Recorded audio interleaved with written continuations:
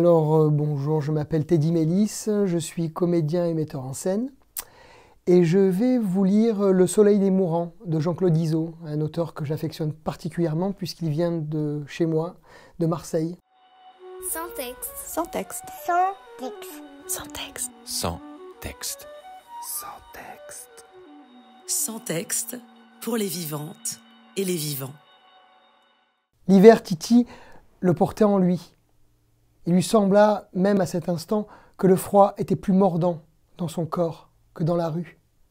C'était peut-être pour ça, se dit-il, qu'il avait cessé de grelotter, parce qu'il n'était plus qu'un bloc de glace, comme l'eau dans les caniveaux. Une enseigne lumineuse au-dessus de l'entrée d'une pharmacie indiquait la température, -8 degrés. Puis l'air glacial avait brouillé sa vue. Il avait réalisé alors que la camionnette blanche des Restos du Cœur ne passerait pas, qu'il était inutile de l'attendre plus longtemps.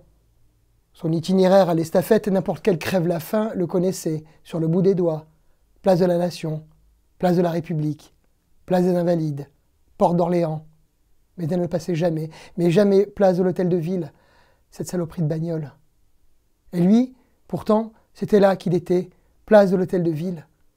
Sa dernière chance, ce soir, c'était de rejoindre Rico et les autres à la station Ménilmontant. Peut-être qu'ils auraient un truc à bouffer et un coup de pinard à lui filer. Le pinard, c'est ce qui tenait chaud le plus longtemps dans le corps. Une bonne grande rasade de pinard, une clope, et après il verrait pour la nuit. Fallait juste qu'il arrive avant qu'ils ne s'éclatent tous vers leur foyer d'accueil ou leur planque. Il s'engouffra dans le métro avec satisfaction, mais il fut surpris de ne pas recevoir sa chaleur en pleine gueule, comme d'habitude. Le froid semblait régner aussi dans les couloirs. Il se remit à grelotter, il serra son manteau contre sa poitrine et s'assit. « Vous n'avez pas une clope ?»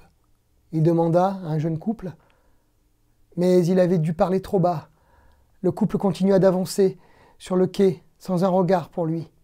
Il le regarda s'embrasser et rire. L'arrivée d'un train le fit sursauter. Plusieurs personnes en descendirent, mais aucune ne le remarqua.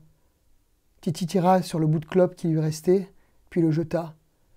Il tremblait de plus en plus. Il se leva péniblement, se traîna jusqu'au bout du quai.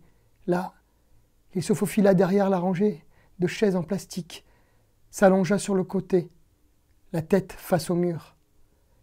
Il ramena le col de son manteau sur sa tête et ferma les yeux. L'hiver qui était en lui l'emporta.